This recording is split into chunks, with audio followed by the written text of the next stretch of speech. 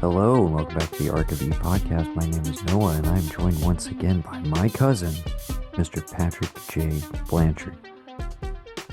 Hello, everybody. We are the lone wolves coming together. We'll see if we have any other members of the Arc of E crew join us. Currently, we do know no Evan Tuhig, no Baron Williams this episode, but I think Brendan Riley is going to be joining us shortly. Haven't heard from Sunshine Mayfield, and of course the ever elusive Gavin Blanchard, probably, 30 to 40 minutes into the pod. We hope. We hope. I, I feel that Alex would already be here. He seems to be If he was extremely coming, responsible. if he was coming, Yeah. I think he would be here. Um, I'm kind of like reading back through, and I'm like, maybe he meant like if we're doing the TV one, I'm down to make that happen tomorrow night. But Yeah, that's I what think when I we pivoted and we're like, hey, we need to wait on that, he was like, okay, then I'm not gonna yeah, gonna I record. think that's a valid interpretation. So with that in mind, we will attempt to kill some time, I suppose, with some what we've been watching. You said you were unable to like do some library finds, but since we last recorded, anything that you've watched streaming or caught up with? I know we've all been privately kind of working on I our cleanup of our 2025 movies that we either didn't get around to, or maybe rewatching some things to reassess where they uh, fall on our list, perhaps. I got one. I also have my first 2026 view. Okay. Uh, uh, AMC and Regal do their one calls it Scream or Screen Unseen. One calls it Mystery Movie. Mm-hmm. It's usually the same movie at a reduced price. And I'm at a point in my life, much like I used to do at the video rental stores, I will take a risk on a movie for $5. Sounds like If a pretty fair deal to me. Yeah. So I have my first star rating of 2026 in a little movie called We Bury the Living or We Bury the Dead. Uh, You said and your it's first two-star movie? I'll give it a 5 Okay. Out of what's the scale? out of 10. 5 out of 10, but on a five-star scale, it's a two Yeah. star. Yeah. That makes sense. Okay. And the problem is, and it's a thing that I don't understand. I understand the movie. It is not that I don't get the movie. All the component pieces are like 4 out of 5. Like the location, the cinematography, 90% of the acting, the direction, the scope, the story. But you put it all together, and it just didn't work for me. Mm-hmm. Like, and I was disappointed because I was watching it and I was watching, it's like, okay, tick in this box. Yes, that's great. Tick this box. Yes, that's great. Oh my God. I didn't recognize that guy. I love that guy. Tick that box. And it was like, then it's like, it's just for a zombie flick, it's kind of boring. What was this one called again? We, We Bury the Living. yeah, it's got Daisy Ridley. Oh, okay. Uh, it it's Australian. It's an interesting premise. I think I recall seeing a teaser for this one at some point. So you said this is actually a 2026 release? Yeah, it comes out on January 2nd. Sounds exactly like a Dumpuary movie, Yeah. for sure. So that's In unfortunate. fact, the big thing it's very rare that I've seen this in credits, and I don't know if this is a new thing, but it was produced by one of the festivals it was in. Like it was a big prominent Hmm. Australian cinema film festival type Okay. credit, and I'm like, that's weird. Uh, Very interesting. like I got a catching up one that might cause a little controversy amongst everybody here based on everybody else's feelings on this movie. Okay. I watched Eddington, Yeah. and I was on board for like Yeah. 7/8 of that movie. Okay. Didn't care for the ending.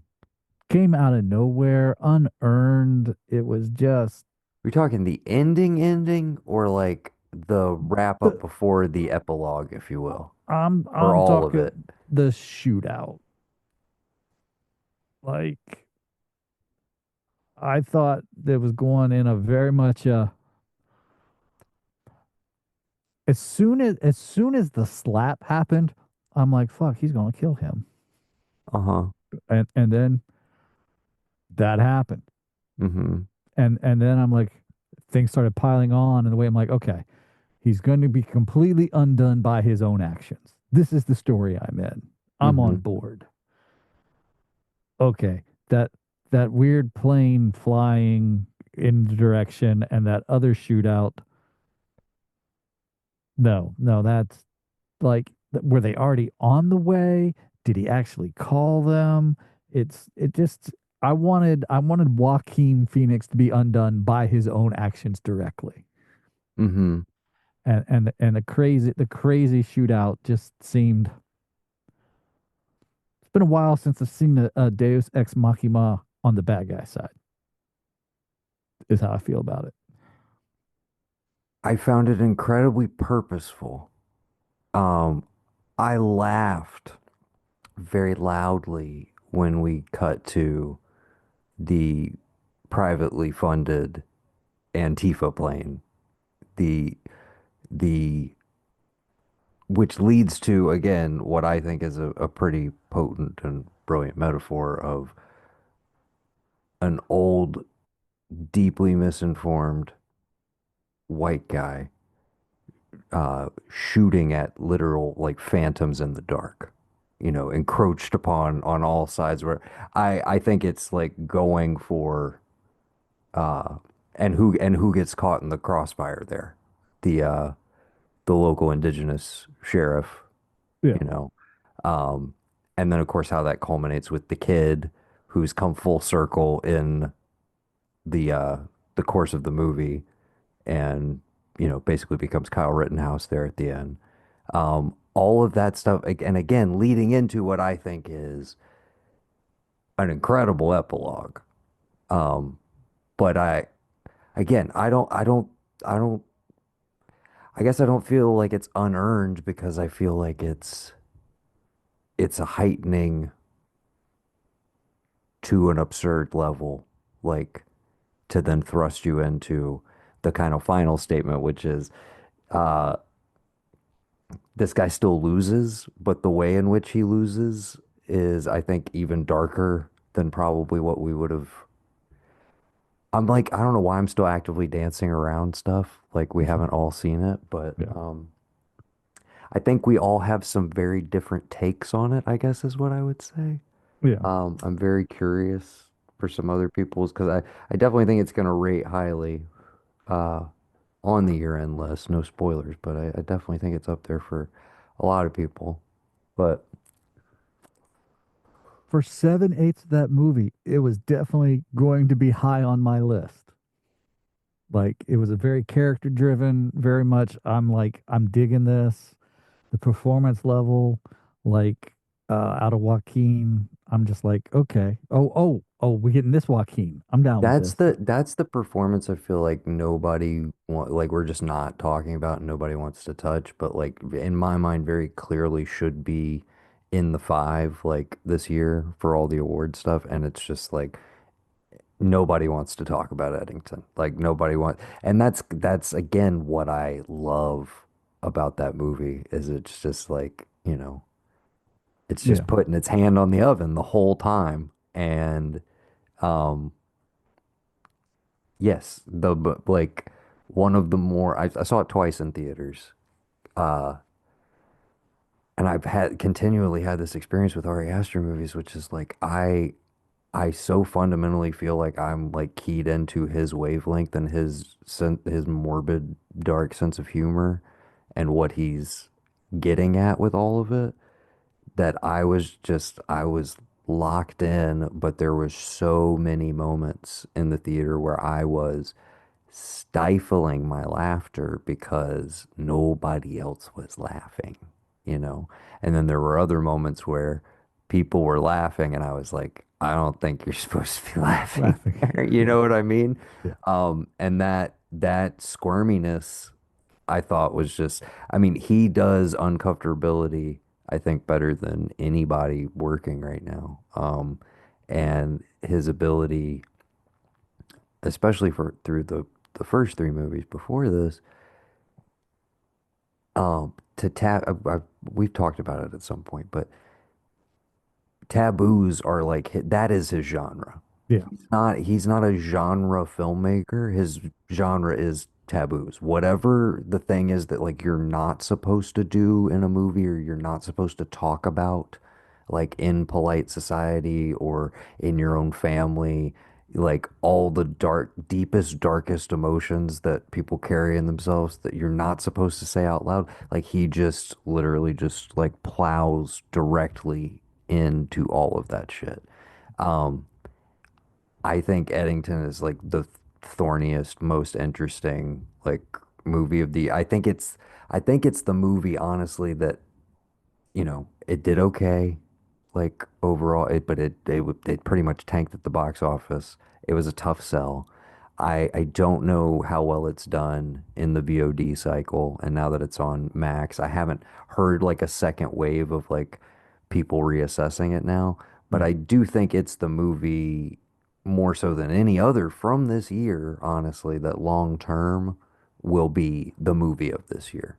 Um, in the way that something like I don't know why I'm like stretching for a comparison, but like uh recently, Everything Everywhere All at Once wins the Oscar. Loved it. One of my like favorite movies of that year. I think it was in my I might have been I think it was my number one.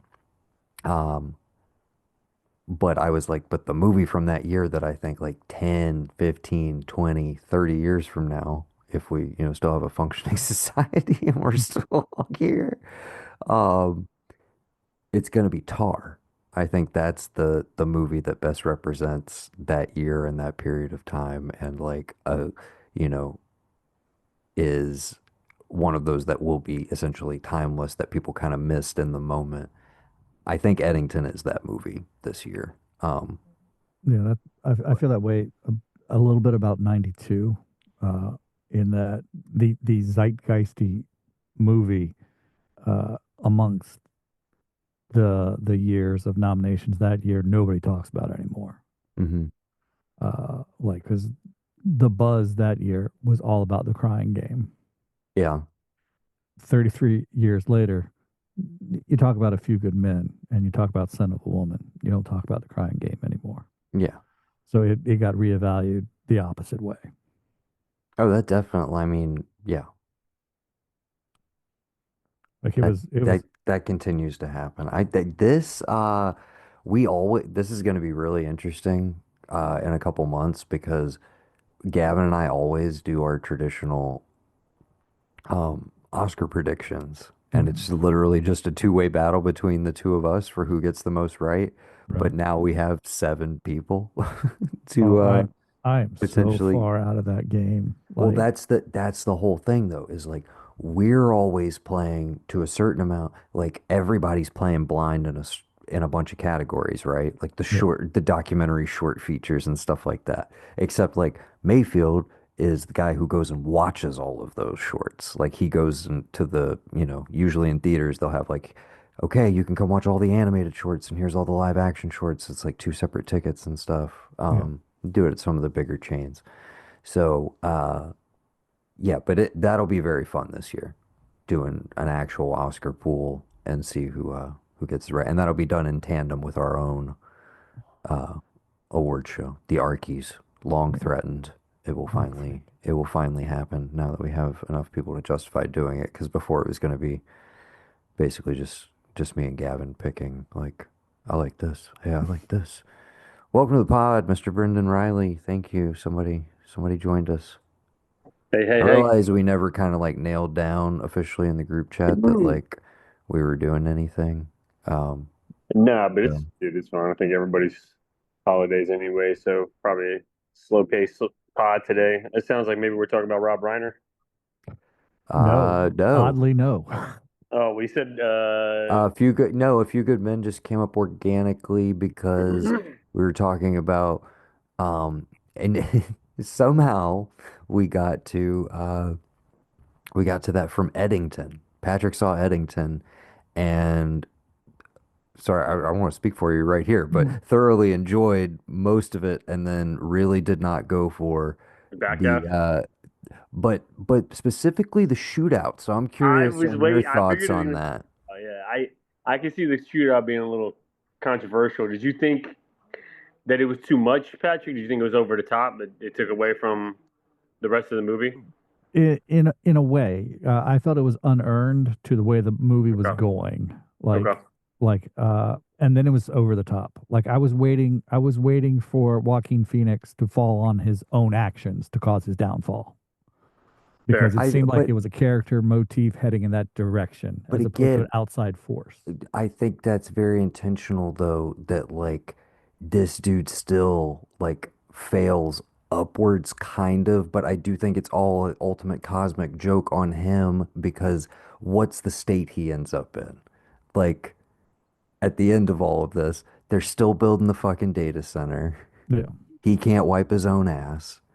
You know, it's just, you know, again, going with my thread of like it's a Western. This is the dying American, this version of like dying American masculinity. Like the, like I said, the old misinformed white man who's fucking like just fucking up, but still, guess what? He kind of ends up bruised but not broken kind of thing. Like he's still around. He's still but like he has sacrificed basically, you know, all of his Yeah. principles, which are maybe the only thing that you could possibly empathize with initially before they completely spiral out of control and he starts, doing what he does. But I think it's also, have you seen One Battle After Another yet? I have not, and I'm 900% not going to. Oh, No, no interest. No, where's the lack hey, of hey, interest? there's a thing that me and Gavin align on. What's that? I don't like the Andersons. Oh, Gavin just doesn't like Wes Anderson. Oh, well, I only like two Wes Anderson movies, You so so we're aligned on that. okay, so you don't like, you're just not a PTA guy at I'm all, not a PTA guy at all. in the least. Okay.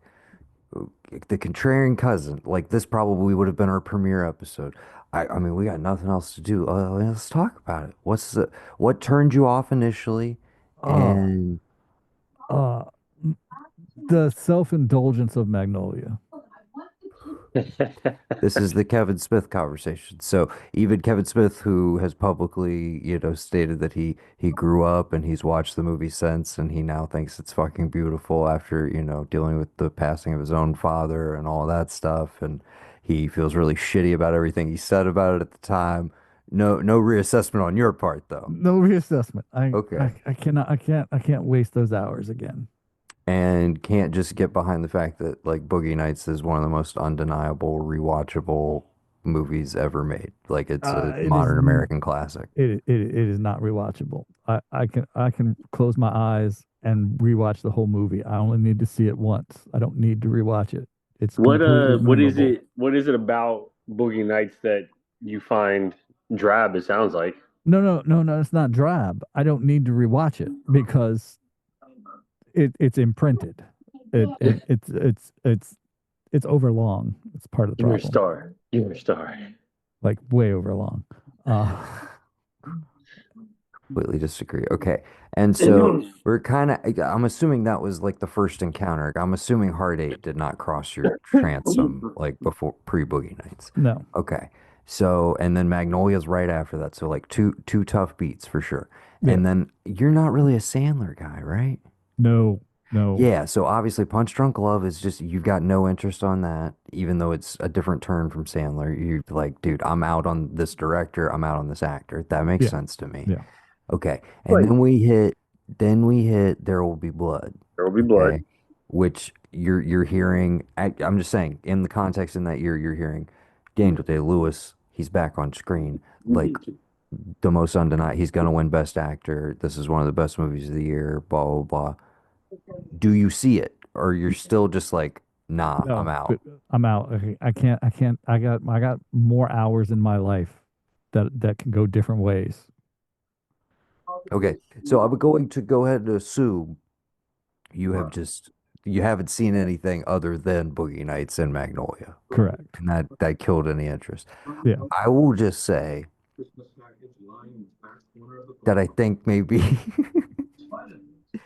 I mean, I'm not saying stop being stubborn, but I am saying maybe at least allow for the fact that I would say, unlike his, former cohort and contemporary, Mr. Tarantino, who never really grew up or kind of did, but it took him a little while to start making something that was even slightly more mature, with whatever definition you want to have of that. Um, the elements of like Boogie Nights and Magnolia that are like, well, it's just Scorsese, or it's just Altman, Yeah. or it's just this. Like that is gone from Punch Drunk Love forward, in my personal opinion. Like the pastiche of like, these are my guys, these are my touchstones, these are my point. And I'm not saying he's not still doing like homage in moments of other movies, but the breadth of the taste and the palette, I think expands a lot more in the more recent movies. And I think they're, as far as pace, I don't know. Um, I don't know how some of them would strike you. I'd be curious. The one I want you to watch more than any, though, is The Master, because I think the Joaquin performance and the Philip Seymour Hoffman performance are just like, you need to see them, period. And I think you'd be able to stomach whatever bugaboos you have about him as a director, at least because of the performances in that one. And then you may also see that like that's the one post There Will Be Blood, and it's also my personal favorite, and I think his best. Um, that is the one I'm like, if one is going to hook you back into having any interest in the latter half of his career, um, that would be the one. I think that's the one I could sell you on, because And it is the one that I have considered. it is the best Joaquin performance, bar none, to me personally. I don't Mhm. think he has ever been better than that movie. Okay. Uh, but that one is one that I had considered because of Philip Seymour Hoffman. And again, PSH is undeniable in it, and it's one of the last couple performances, so you owe it to Yeah. yourself to take it in. And I think you would be genuinely like, this guy made Magnolia, this guy made Boogie Nights, because the filmmaking discipline is completely different in that movie. Um, But it's almost more, uh, John Ford, Howard Hawks, like we're drawing more from like that than, okay. you know, And, the other hurdle there's there's for some the Tarkovsky in there. There's definitely some Kubrick, but it's not it. But it's all of a sudden it's like, oh, this is you. This is like how you make movies now, and okay. it starts to feel like an own unique identity, not, you know, But a Scorsese Altman slash Demi pastiche. Which again, I don't disagree, and I don't think he would deny that either. That he is kind of cosplaying in those early movies. I think he Um, would have at the while I, time. while I still, oh, I'm sure he would. I'm sure he would. Um, he's a little shit. They were all little shits. Yeah. Every single last one of those, like those guys from that era. Um, Um, some of them outgrew it. Some of them are, you know, having hissy fits on podcasts because they want to have some sort of relevance because they can't seem to get off their ass and fucking write their final movie that they continue to talk about publicly all the time. Uh, but yeah, uh, yeah, I got issues.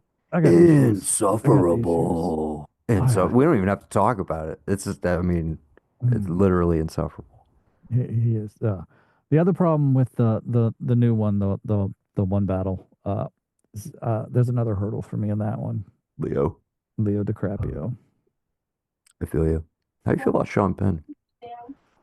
Sean Penn, either could be considered the greatest actor of his generation or an absolute shit, and sometimes both at the same time. I just, I'm just telling you again, I'm not trying to like spoil lists and stuff, but like it's gonna rate highly, I feel like, across the board, mainly for no other reason than most of us have seen it. Um, I would love for you to give it a gander just so you can tell us how much you hated it. If that is in fact the case, I would love to hear your reaction. But more than anything, I just want you to watch The Mhm. Master. I just really, that's going to be my thing now.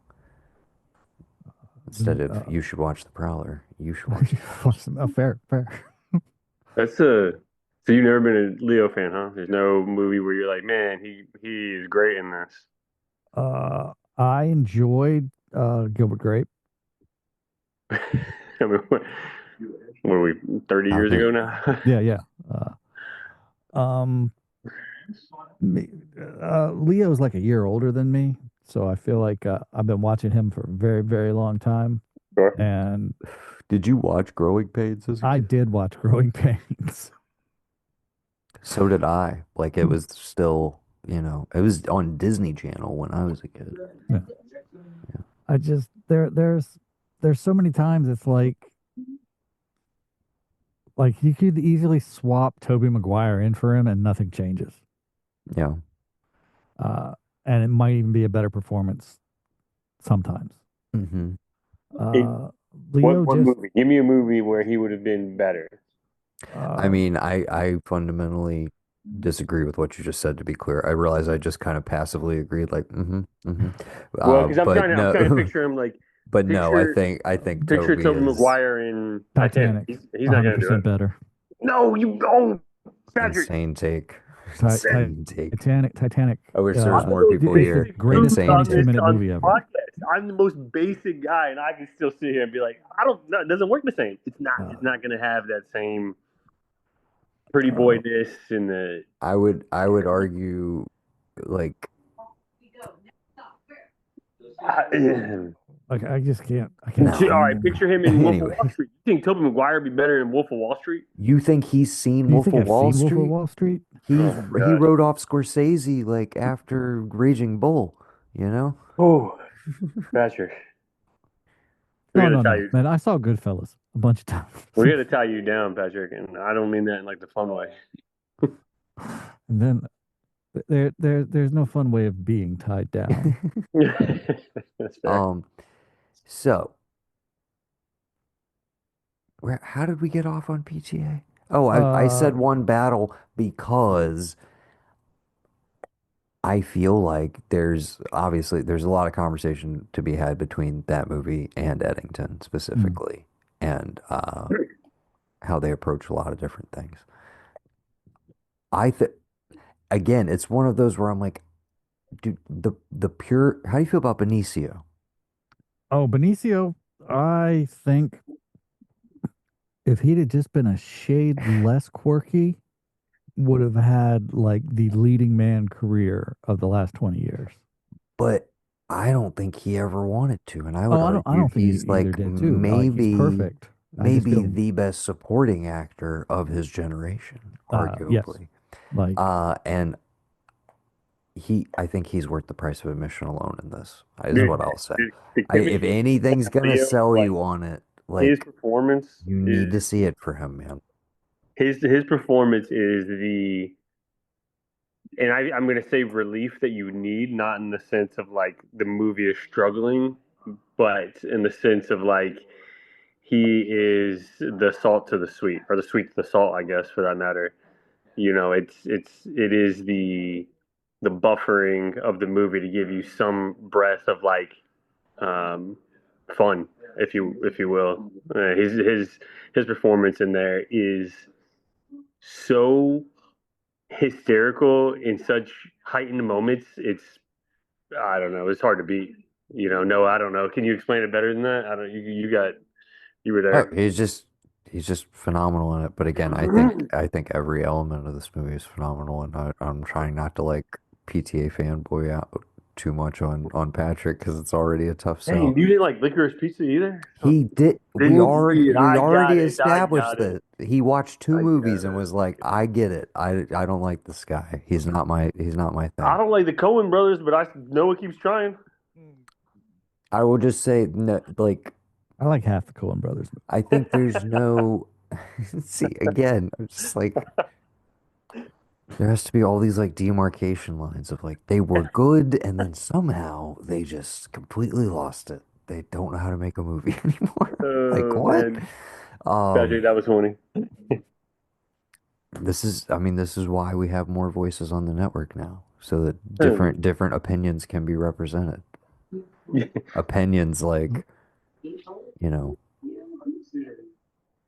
Also, I'm a huge populist guy. Like my days of auteurism are 30 years out the window for the most part. I feel you. Like that's a young man's game. I want to eat my popcorn and be entertained.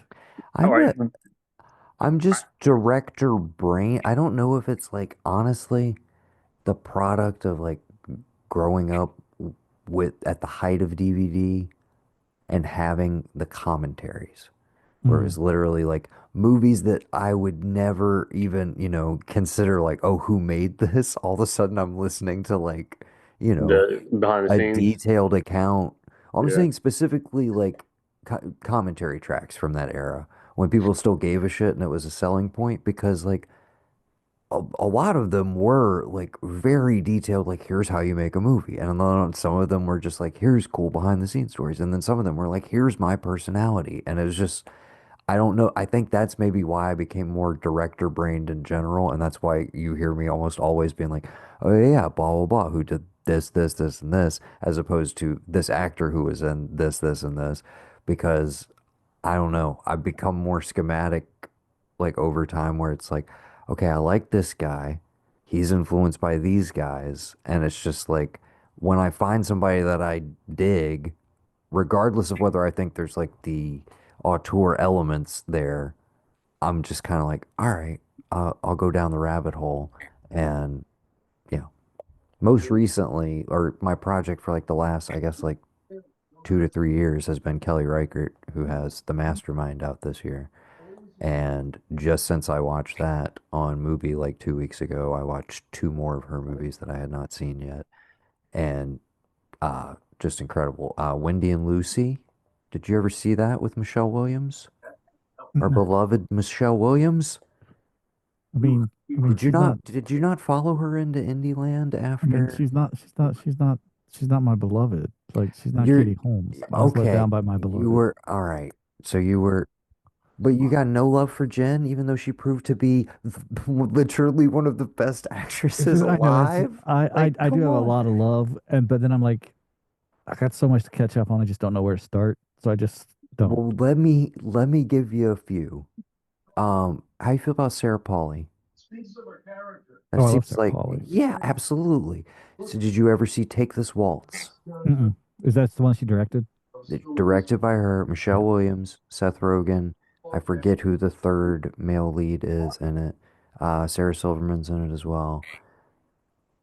One of the most like well observed relationship dramas I've ever seen. Really, really like good shit. That's a good one to start with to get caught up on Michelle. I mean, I can't remember when we were doing our list. Have you seen Brokeback?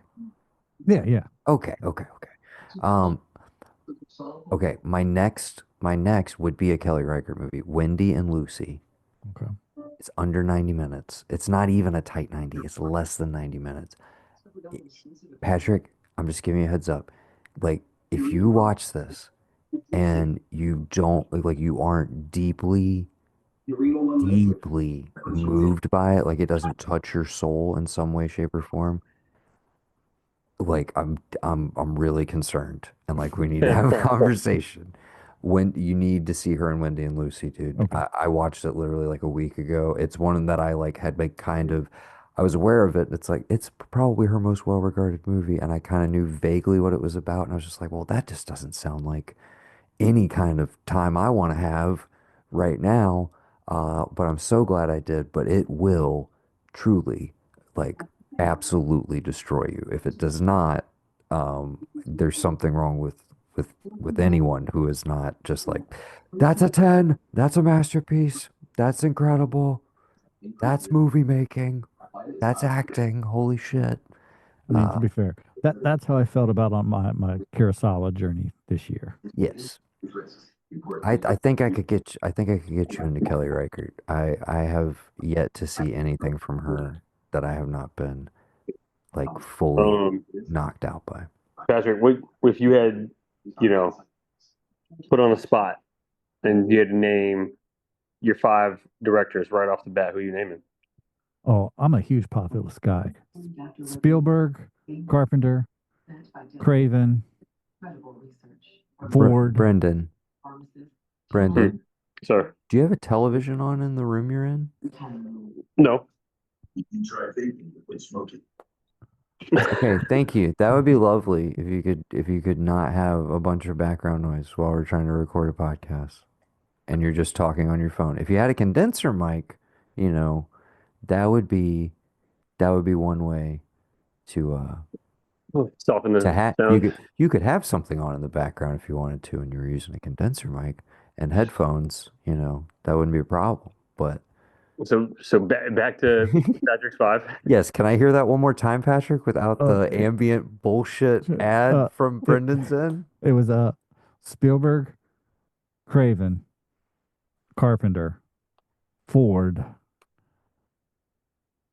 and currently Kurosawa. That was five, yeah. Yeah. Um, you Like at say one point in my you life, Tarantino was on there, but then one of us grew up. Wes Craven from Cleveland, Ohio, by the way. Also taught how to make movie by folk singer, how to edit movies by folk singer Harry Chapin. You also, it sounds like you like horror movies there, judging by your director picks. I do. That also uh, talked to me 20 years ago, 30 years ago, and none of those directors would have been on there except for Carpenter and Spielberg. Interesting. Uh, did you uh, see the trailer for the new Spielberg film? I haven't. I did. Yes. I've seen the clickbait on it, and I just haven't clicked on it yet. You haven't been baited. Yeah. I will just casually point out that it does in fact star our boy, Josh O'Connor. I was hoping you said, and obviously not, but I was hoping you were going to say Leonardo, and I would have been ecstatic. What would you do then? What would you do? What would you do, Patrick, if there was a Spielberg movie that came out and Leo was starring in it? Oh, something like, I don't know, Catch Me If You Can, So perhaps? I hear that's a movie that happened. What game would you do? He Uh, obviously didn't see it because he doesn't like Leo. So the actor trumps the director. We've established this. yeah. If somebody's black licorice, he's just not, he's out. It doesn't matter what the project is. Yeah. Okay, heard. And vice versa, I guess, too. Like, okay, does the same apply? If there's an actor that you absolutely love, but a director you fucking hate that they're working with, will you still go see them, even if you're like, why they gotta be in this? There is a highly likelihood that I will suffer through. Mm. Can you give me an example of one of those? An actor you followed into a director you actively were like, I don't want to do this. Well, it's not so much director as in uh uh I have long stated how much I despise Tom Cruise. Oh yeah. Yeah. I wish Barham was here to back you up. He really, really hates him too. There's a little movie called The Last Samurai, Oh, which love the which Last Samurai. which intrigued the shit out of me enough that the story, the look, and everything was like, I will set aside my Tom Cruisiness, and I So will that see was, this movie. but no, in that particular case, you were like, I don't, Ed Zwick, whatever. Yeah, Like that was irrelevant. It was the yeah, Tom Cruise factor. yeah. Gotcha. But I'm saying, has there been an actor Actor. that you loved, that you liked, that you had to sit through a director's movie that you didn't like because you liked that actor? Think on it Now, for a minute while I welcome to the yeah. pod my brother, Oh, Ga- hey, how's it Gavin going? Blanchard. Doing good, bud. Good. We're just shooting the shit. It's the same crew from last week. Is Yeah, basically. Yeah. Uh, yeah. Behrman, Evans send their regards. Uh, Mayfield, I think, was like, I'm taking the night off if we're not doing the TV list. We're gonna do that on the 30th. Get your list in. 25 for 25 TV edition. I already have it. I did it the day you guys talked about it. Hell yeah. I Uh, got it to him yesterday by oh, 11 nice. o'clock Oh, okay. in the Well, morning because I worked on it when I was one of the only two people in the building. nice. Well, it sounds like we'll be set up and ready to go on the 30th for that. But all you missed so far, Patrick saw Eddington. He liked a lot of it, but not all of it. And we were discussing a little bit of that, and I was trying to transition into, well, I think you definitely need to watch one battle after another because there's a lot of like comparison points we could talk about with those two. And then we got into the fact that Patrick does not like PTA and finally came out to me and said it in plain English, and that he has not seen anything beyond Boogie Nights and Magnolia, and then I tried to convince him to watch The Master. So now that's my refrain, Gavin, is he should watch The Master. That's pretty much all you missed. Oh, okay. Also I, I watched two tight 90s that were disappointments. well, throw them out there because nobody wants to waste the time on a tight 90. on a tight 90 that's not worth it. Him? Oh yeah, Oh yeah. I No, bailed we talked after about that. the opening day reactions. I was You were gonna go. I was definitely gonna go. Yeah, we talked about it. It just got shredded on both fronts by audiences and critics, and I was like, yeah, I'll wait for streaming. Did you watch it streaming? Yes. Where is it streaming currently? It's on Peacock. Okay, well, I will not be watching it, but tell us what didn't work about it. Uh, Without, you don't Boring. have to spoil the movie, but It's boring. okay. Like it looks great. Like it's beautifully shot. Like there's some great cinema in it that's just boring because it's boring. Okay. And what's the other tight 90 that's didn't Uh, deliver? uh, it's a disappointment. It delivered. I just wanted something more. Nobody two. Oh, I still have Yeah. not gotten to it. I liked it, man. I mean, I liked it. It's a disappointment. I liked it. It's just not nobody. Yeah, for sure. It's not the original movie. Definitely, I think, started becoming a little more. What's the word I'm looking for when they start embellishing? I guess a little bit less realistic. Like nobody one was far more realistic, right? He gets beat and he gets beat hard. He's hurt. It's a little more grounded. Number two is less grounded, and I think the groundingness of number one is what made it so awesome. Yeah. For number two, especially at the end there, Patrick, at the very end, that last scene, I'm like, okay, is this entertaining? Yes. Is it the first movie? Absolutely not. So yeah, I can agree with that for sure. Yeah, It was one of those ones I wanted to see it in the theater, but it got away from me during the summer, and then I was like, oh, it's streaming. It's an hour and 29 minutes. I'll watch that. yeah, yeah. Yeah, and it like I think to your point, I liked the movie. Uh, did I feel semi let down at the end of it? I did, and exactly for what you're talking about. It was probably midway through where I was like, they are not sticking to the personality of the first movie. Yeah. Yeah. Yeah, I'd still watch another one if it came out there. Oh, I'm not saying I'm not going to watch it. I'll watch it. This one is just uh depreciating returns.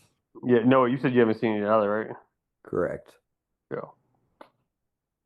Still, if you're chilling, it's not enjoyable. It's just different. Yeah. I got 15 movies to get to before I finish my list, and Nobody 2 is not on that On list, that list. unfortunately. It was on my list from the moment I knew it was coming out because I loved the first one so much. First one was great. We did have a good time with the first one. I Um, watched that one on a whim with Noah. Noah was like, "Hey man, I think you're gonna like this." I was like, "All right." It was no context went in, and it was a blast. Yeah. pretty solid. Gav, Yeah. you've been watching anything you want to shout out? I watched Train Dreams this afternoon, right after he came in from playing outside. He crashed and managed to sleep the entire time and let me watch it. So Well, new dad, how you doing? You okay? not good at all. Do you feel like Uh, you were properly warned about? no, I wasn't. And yeah, no, not good at all. Not Uh, good at all. what'd you think of the movie? Um,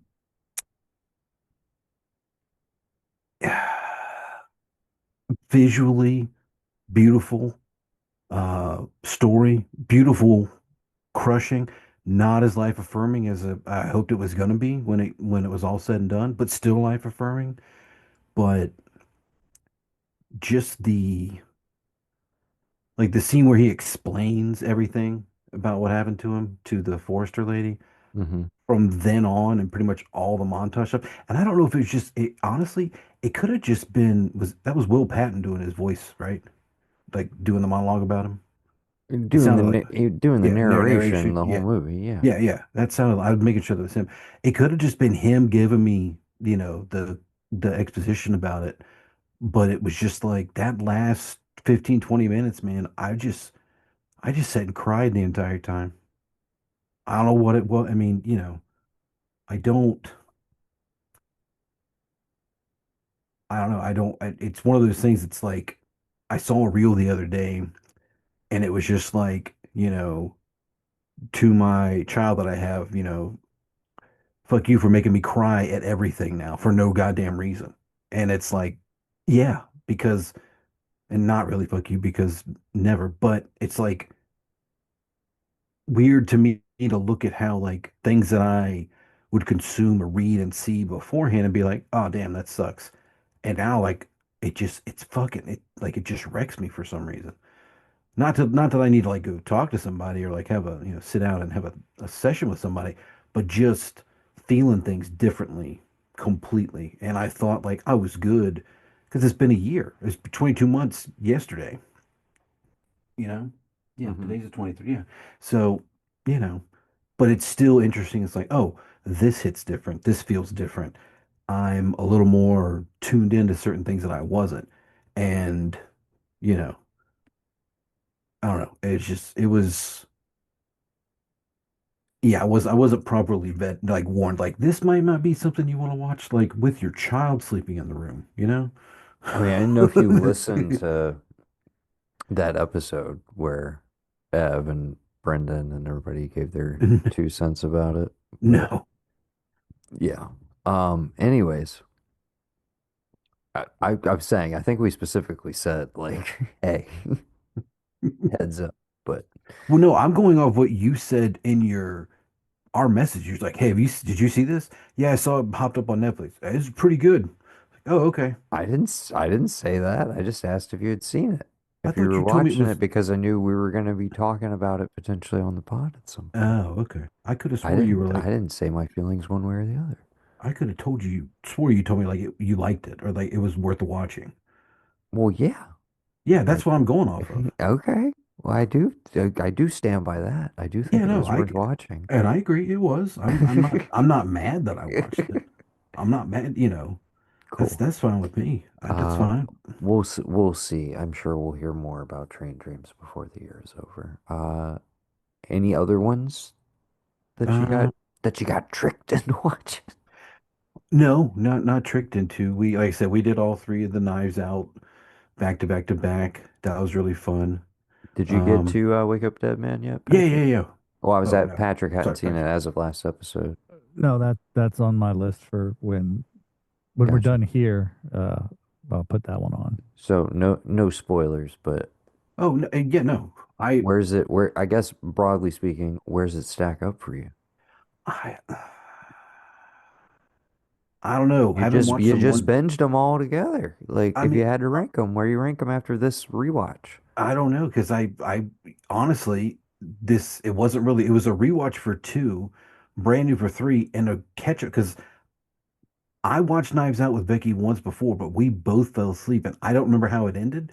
And so I didn't look it up. I didn't realize the original ending to Knives Out. I thought I knew, but I didn't. So just based off that, I would have to say right now it's like 1-3-2, Okay. but I don't know. It could just as easily be 1-2-3 because I feel like each of them do enough. That's what I was trying to explain to her. I was like, the first one, he's well known and people know who he is. The second one, he's kind of in a slump, and it's like it is like, of the time of like the pandemics going on and all that, and I appreciated that about it. But then the third one, it's just like she was like, "Wait a minute, did they ever say why he was there?" I was like, "I think it's just the same as the first one. He just got called in because he is who he is." But I do love that it's like they've set up like two other movies if you wanted to by just telling you, weren't you doing that thing with the Mardi Gras this or whatever, other cases that you've heard about him and we don't know what they are. You just hear bits and pieces. That thing with the person in that, and yeah, that was me. And so it's like and like I said, I will take another one of What these are you every two what years what are you saying he was in a slump for going into Glass Onion?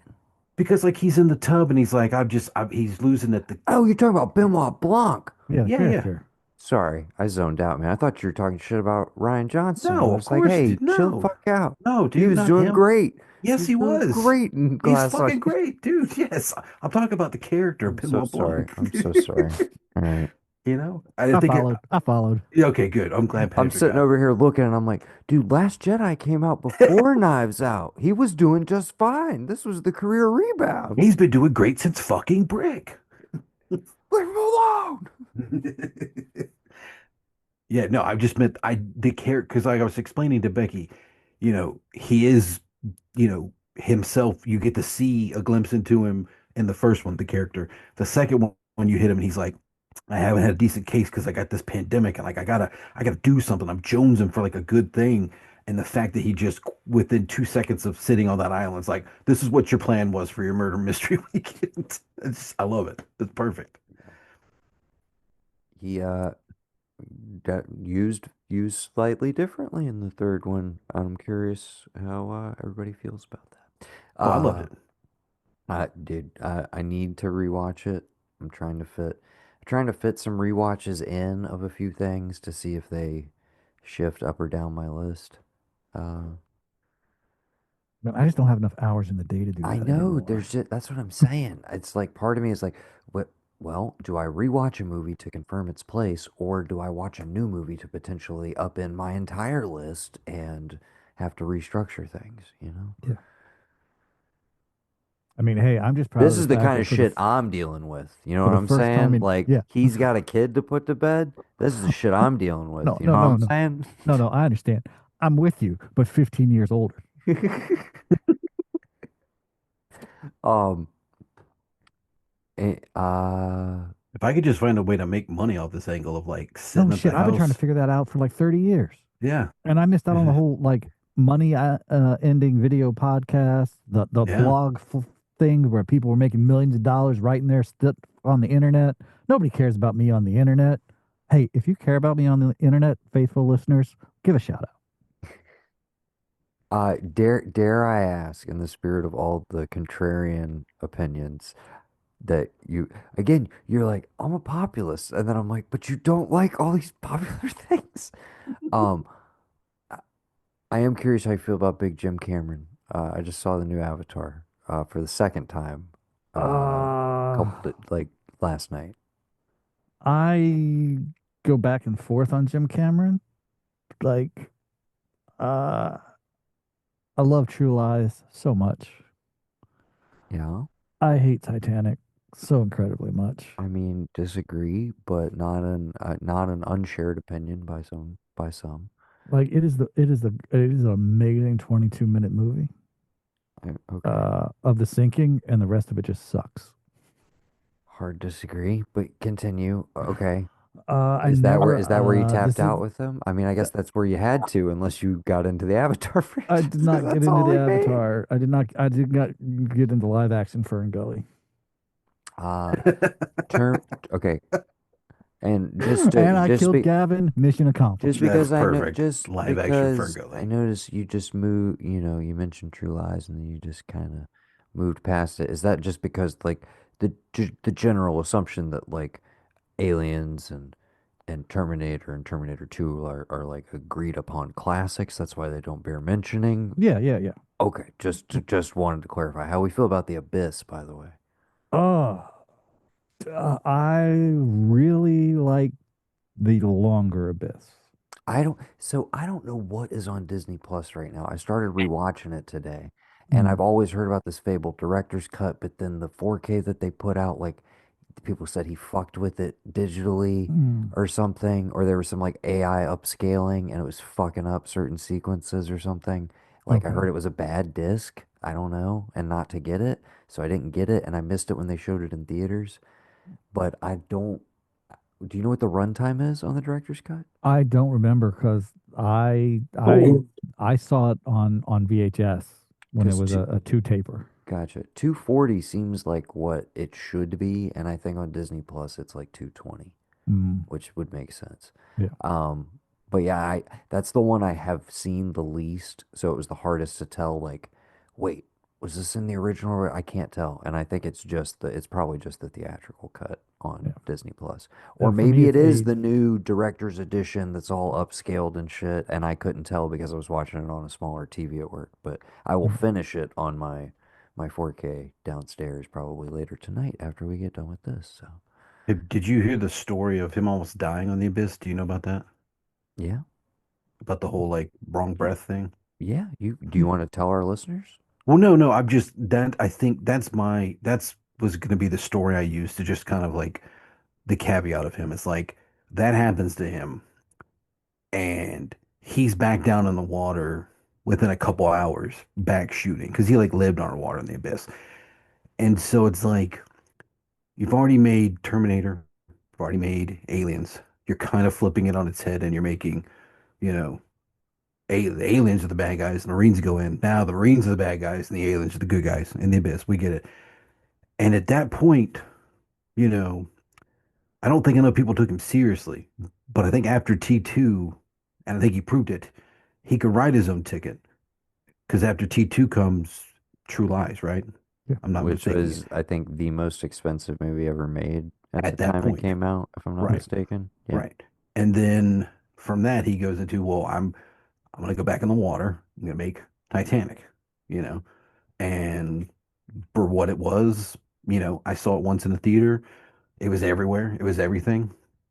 It, you know, so I think he's already done enough that he can go play. I think people want him to do what he did to Aliens to something else. They don't want him to like if Avatar was something else, some other property, some other IP that already existed, people would be like, this is great. But because it's his own like passion deal, people are like, well, you should be doing something else. Like yeah, you made Terminator, but like Alien was already a thing and you made that better.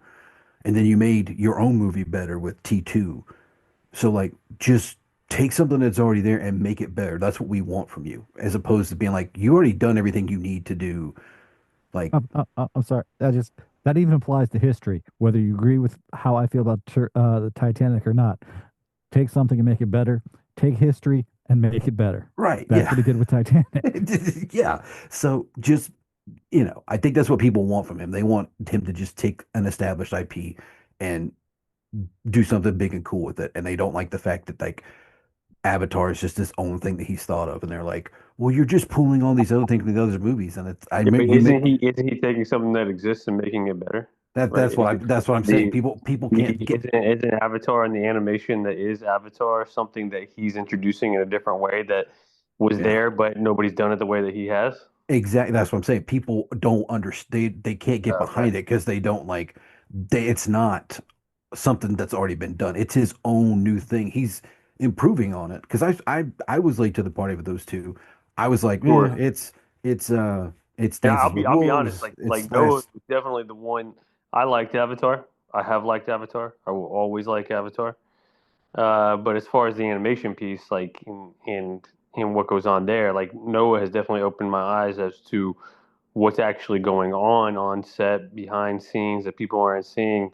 And I already liked it, but now that I am far more aware, it's like, oh my gosh, like the appreciation level for what he's doing is through the roof to the point where it's like, okay, we're watching this. And I think that maybe now that I'm finally fully understanding it, this is going to shape the way that so many movies are going to be made and done moving forward, and being able to immerse yourself in these environments and movies.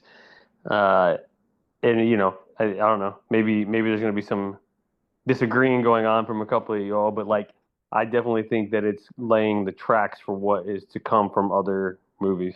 I just Well, think do you, nobody else is using it or has really iterated on it in the world of film. Like there hasn't been an Avatar with, you know, the Avatar technology and tech broadly applied the same way to a feature-length movie since this has been a thing for the last damn near 20 years.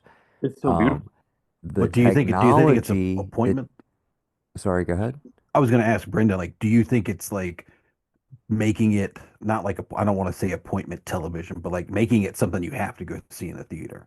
Like, I feel like we Well, had that with Tom Cruise and Mission Impossible. Now that that's done, not that Cameron was trying to do that, but like, I feel like he's making these with as a point to like you can enjoy it at home, but you really need to go in a dark theater, preferably IMAX, and just sit there and sure. watch.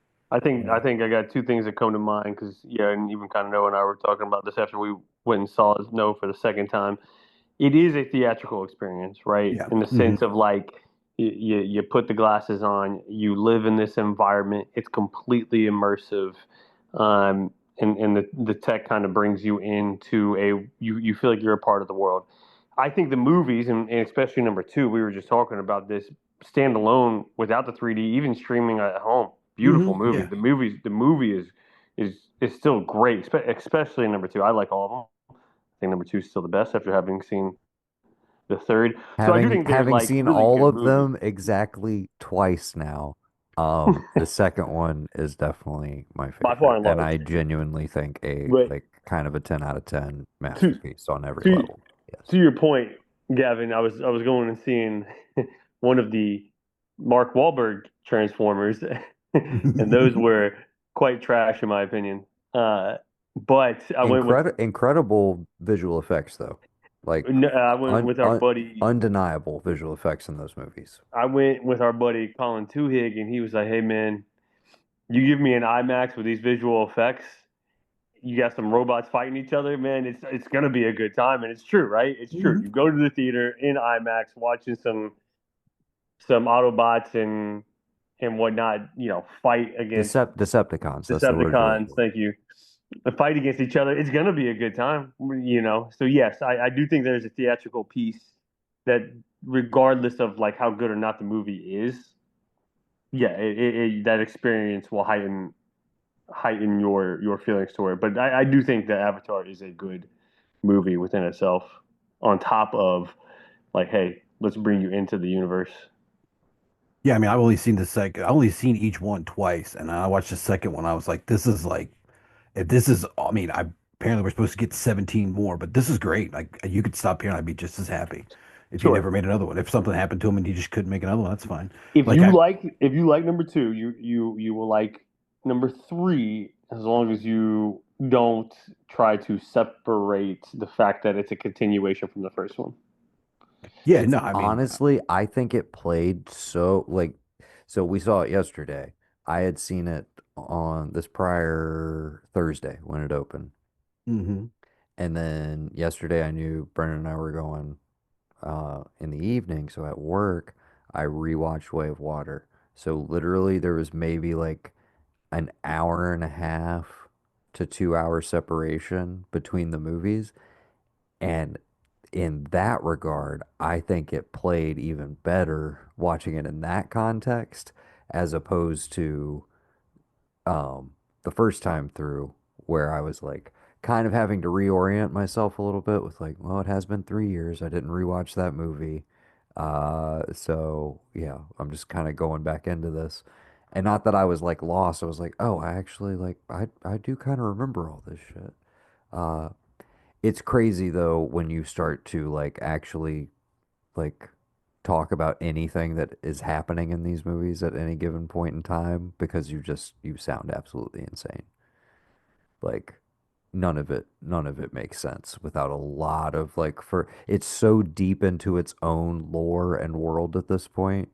It has gone so far beyond Fern Gully in space. Like Yeah, when you said Ferngully in space, I was like, you know, I'm that's not Fern. that's not wrong about the first one and all the other, the Dances with Wolves, Pocahontas, all the criticisms you could levy at the story structure.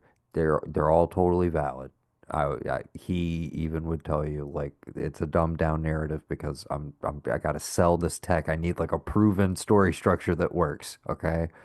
Um, the second two are some of the most deeply weird and strange blockbusters with like giant fucking ideas in them that are just like it almost feels like illegal that he got away with making these movies, some of the things that are in these movies where I'm just like how the fuck is this in this? Not even on like a subversion level, but just like how did we build this world that you established to the narrative point where these sort of things can occur? And I do not want to spoil anything that happens in the third movie for Gavin, but it is whoa baby, there's just some wild shit in Yeah, the third film. it's you're gonna have fun with it. You're gonna have fun with it. And then the next movie, like we were saying, if they're able to capitalize on what's been built, can only like make the third one better. You know. Well, and I Um, think I think my interest in it is the fact that like if we're getting into a 4 and a 5 territory, I I cannot think of another franchise where one dude has been at the helm the whole time. for all of them, except for Michael Bay in Transformers. I'm not putting him in the same category because if you look at it, I money, mean, Wes money, Craven was in charge of Scream 1 through 4. Do we right? Eh? Yeah, Touche. do and we have to yeah, do a Bay of Cameron then? yeah. But like, no, I mean, if you look at a rough shot on the math with all these, so far he spent close to 1.2 billion on all three of them, and he's already put 5 billion back. So spend $1 billion and you get five back. From a business point of view, they're going to get green lit, and that's only in 3 films. Transformers, that's like at least 5 or 6, and they just barely cracked the 2 billion mark, I believe, or no, the 3 billion mark. So like they're not the same, but it's just that Michael Bay was never invested in Transformers the way that Cameron is invested in this whole thing because he didn't try to do anything crazy with like the digital stuff. He was like, I'll go blow the shit up, and then I'll get effects people to make it look cool, and give it the 10 of all my movies, and I'll cut it super quick. And if I can keep it under 200 million, under 300 million, I'll get a good return and they'll be happy to have me back for the next one. I will say this, as of what I read today, and I'm maybe well ahead of myself, but Avatar 4 has been greenlit and Oh yeah. Oh yeah. potential release date, which I don't even know how they have this out there yet, but is 2029. And I was Um, getting ready to say, and springboarding off of that, like the only thing stopping 4, 5, uh, is yeah, time because time Cameron is old, not young. yeah. An old man. He is notably a vegan now and does look like he'll probably live for at least another 25 years. Good. And that is also the way he talks is like, oh yeah, I've got like another 25 to 30 years in me. And I'm like, dude, Dude, you're in your 70s. What are you talking about? what juice did you discover at the bottom of the ocean that is like making you gonna sustain you for another 30 years, dude, that Yeah. you're not telling That's us the other all thing about? people don't even talk about. Like, not, even before Avatar, all the shit that he did underwater between the Abyss and Titanic and getting to Avatar, what he's done for like, you know, underwater filming. When we decide that we can go live underwater because we don't want to try and get to another planet, it'll be something that Jim Cameron's done as to how we're living underwater with He's probably already no, there, dude. He's yeah, he's chilling down there probably, right now yeah, as we're speaking. He's He's got the actually pressure thing listening to figured this out. podcast. He's still finishing a press tour for another couple He's weeks, listening to this podcast in the middle of the Atlantic but right he now. will Apparently, definitely be submerging he's sometime soon. he's reaching out to Um, the Archive as we speak. dude, yeah. I want to say something because you guys it came up twice, and this is a very small tangent, but Ferngully is a pretty dark children's movie, by the Oh way. shit. Yes, Yeah. 1,000%. Yes. It is like the Hexus gas monster or smoke monster or whatever they call it. I'm just like, dude, this Who's the animator on that? environmentalism movie. Hey, watch all these forests go away, kids. You know, that's another thing I don't think people talk about. In the late 80s, 90, and the early 90s, there was a lot of like environmental stuff coming out. Like, Brendan, I don't know if you saw the Captain America with JD Salinger's son in the early 90s, but it No, was it was all about the environment. It was like Red Skull was like, first off, he was like Italian, and then like he had those he was Italians. he was still alive, and like he didn't have a red face. He had painted it like pale, but it was something to do with the environment. And like Ned Beatty's in that movie for a little bit. It's wild. But then like we got Captain Planet that comes out around that time. Trippy, dude. Fern Gully. It's just this weird part where like, hey, the environment, right? Like the environment, we got to do the ozone thing, right? But it was like we were hitting people over the head with it, and like people don't talk about like that's that weird late 80s, early 90s trend of like, but it's about the environment, guys. You got to save the environment. Interesting. Yeah, I just wanted to. Ferngully as a kids movie is pretty wild. You know what's pretty wild? That's on Amazon right now. I started watching The Page Master. Mm. Oh Bear yeah. mentioned it the other day, and I was like, I hadn't seen this in years. Becky came home, she's like, what is this? I was like, you never saw this? No, what is it? Who's that? I was like, that's Macaulay Culkin. I thought that kid looked like Macaulay Culkin because he was already animated. I was like, listen, if you don't know what this is the one between Home Alone 2 and Richie Rich that nobody talks about, nobody remembers. Because the only thing, and this is stuck in my brain because this is how fucked up my brain is, I vividly remember a news clip from the time that this movie came out, this is before we went to Japan, and they were talking about how like wasn't so great for the Page Master because it didn't get any nominations for any animated awards that year. And I was like, they have nominations for animated awards? It didn't put in my brain that like kid movies could like be nominated for like best picture or whatever. I knew Well, there were they awards. they couldn't until like Beauty and the Beast broke everybody's Right. brain. Yeah. Yeah, exactly. Yeah.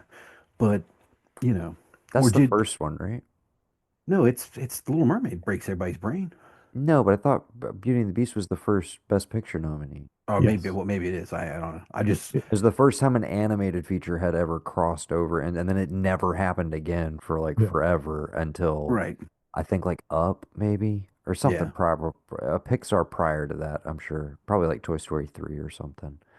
Um, but yeah, that was like unprecedented at the time though. But Yeah. they were like Beauty and the Beast is undeniable. It has to be up as one of the five best pictures that year. And I was like, Yeah. I kind of agree with you as yeah.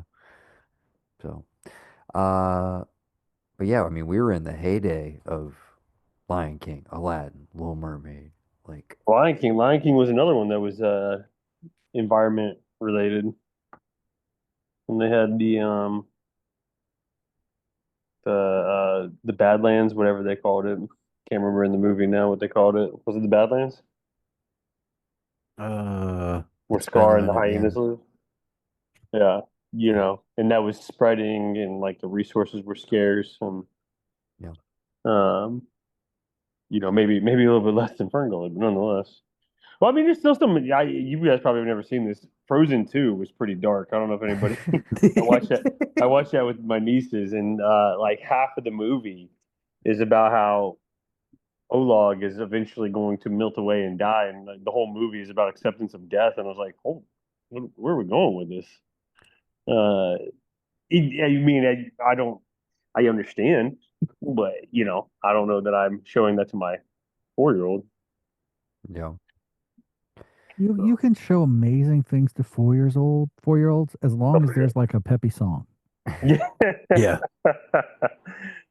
Let it go. Like let's No, my like parents aren't here anymore. or even like My brother was 4 when we watched The Never Ending Story, Oh No, my and I'm Jesus sure God. Christ. Artek's death didn't affect him at I'm all. pretty sure I was definitely 4 watching 1 and 2, right? I On mean, the VHS player at the daycare center that mom ran in Japan, we watched that shit. Mm. And yeah, the third one's like straight to video, and Jason James Richter from Free Willy is and Jack Black. yeah, and but Brandis is Jonathan Brandis is in is in the sequel. Hmm. Yeah, I didn't make it to the third one. The Second one the also has second one was Mitch my Leary favorite. from Dawson. Yeah. It does, yeah. Yeah, the second one was my fave. Oh, that's right. The Now, second one does have yeah. yeah, The Mitch from second Dawson. one Yeah. is also the second half of the actual book. Oh, okay. I didn't realize that. I've never watched them like sequentially, and maybe I should give that a spin sometime soon. That first one is a wild film. Yeah. Yeah. And who's it directed by? Is it directed by somebody crazy? It's Das Boot, Yeah, yeah, that's right. Peterson. Wolfgang That's right. Peterson. Yeah. Paul Yes. Thomas Somebody Anderson. you would not, not crazy, but like somebody you wouldn't expect. Like the guy that made Troy and Dust Boot made this movie. Like this is like, what? Are you kidding Talking me? about one of the best movies of all time. But seriously, like handing Well, Did down. you, yeah, did you know that, Brendan? I didn't, but well, Are you I familiar with rewatched Neverending it. Story? I rewatched it the other night. I will tell you this. I rewatched it with Chip. You rewatched Troy, you're saying. Yes, yes, yes, yes. Yes. And he had it on. He just had it on. I was going over there, It's and I was like, normal thing to do. Just have Troy on, Well, he's got like four Something you TVs in the do. house. He's got four TVs in the house, and one upstairs we playing one movie, one downstairs we playing another movie. That boy, if you want to talk about movies, he could talk about movies all day. He watches everything always. Anyway, Simultaneously, apparently. yeah, well, It's so like our dad with He had sports. Troy on downstairs while he was eating, and he was like, "Yeah, I just haven't seen it in a while." He's like, "Not a great movie," but I was like, "What do you mean not a great movie?" He's like, "Wait," and I told him that I had put it in the top 25. He started laughing. He was like, "That was a bad choice." So then we sat down and started watching it, and I was like halfway through it, and I looked at him. He's like, "Not your top 25." I was like, "Nah, yeah, I might revise it." on The, on the rewatch, I might revise it. the Das Boot thing is not as crazy as it seems. Yeah. Because the original Neverending Story novel is a German novel, Okay, I didn't know that. That makes sense. which He also I made didn't know until I was an adult. yeah. And he also made The Perfect Storm. I'm trying to think of what else he made. Who It's the does big this? one. Who does the score in Neverending Story? Not the like original song, but isn't the score by somebody nuts? The whole thing's nuts, Yeah, I need to and read just those screams songs. in my mind being 9 Yeah. because I was 9. I have one recommendation. I already talked about Avatar. Well, I have two actually. So if you have Shudder, which Gavin, you and I do, Giorgio reflect. Moroder, no, who you're thinking of. Thank you. That I know. I was like, I know it's somebody big. Yeah. Uh, so Reflections in a Dead Diamond is a French. There. Sorry. I'm thinking a reflection in a diamond eye. They're talking to Denzel for the movie. Um, it is it's from a French duo. They did like The Strange Color, Your Body's Tears, and a couple other things. I'm familiar with their shorts from ABCs of Death. Very like Okay. hyper stylized visuals. But this I one's I kind of never like watched ABCs of Death. the first one is it's a lot, but there's some good shit in there. Okay. It's 26 shorts, so it's a lot, but Yeah. uh, and it is wild the variation, you know, because some are like, holy shit, this is like very professionally made. And some of it is like, this is utter trash. Like, and they exist right side by side in some cases. But Reflections in a Dead Diamond is kind of like it's like an aging spy, like, you know, an aging piece of shit French version of James Bond, like recounting parts of his life, Reflections in a Dead Diamond. And it's like hyper stylized, very psychedelic, very violent, hyper violent. Definitely worth watching. A lot of face rips, I don't want to describe exactly what that means. A lot of face rips that are um, pretty wild. The makeup effects incredible. The way it's shot, it's one of those. It's just I think it. I don't. It might be like 75 minutes long, well below a tight 90. Um, just just pure visual. Like I truly had little to no. It's borderline incomprehensible from a plot standpoint. That is not important. It's a pure visual feast if you're in the mood for something like that. Okay. Uh, I don't have Shutter, but okay. Gotcha. Well, if you reactivate it during the Halloween season next year or something, I put it in the same category with Ash from this year, Flying Lotus's movie. That is just like Ash is kind of by the numbers, and then the last like 10 to 15 minutes of it goes so absolutely batshit insane with the practical effects that I was like, yeah, I like this. This was like worth the whole like the whole setup to get to just this. Uh, but yeah, so Reflections of Dead Diamond, and then over on Netflix, this is like a soft recommend. It's called Breakdown 1975. It's a new doc from Morgan Neville. What you're like so excited and amped up Dude, I here. was just about to talk to you about that. I was like, have you seen this thing? Because I Well, saw it. I was like, I'm of gonna course watch I have. this. Well, yeah, and here's my review. Here's my review. Why is it that every time you guys have something cool on Netflix, it's an hour and 30 minutes long, and every time you have some fucking true crime thing, you drag it out for, 8 episodes and 8 hours. But when you have a really interesting topic, something I would like, you know, 6 to 8 hours on, you boil it down to an hour and a half, basically starter kit for people who don't already give a shit about this stuff. And I'm like, I do give a shit about this stuff. Give me some depth. And it has all the right ingredients, right? It's narrated by Jodie Foster. The talking heads are great. They got Scorsese, like they got the names. And then I feel like it is overproduced, way too slick, on fast forward, hits a bunch of like bullet points, but does not take any time. I found it very frustrating. I enjoyed it, but on a very surface level of just like you're showing me things that I like and I'm already interested in, but I'm like, you have all these people assembled.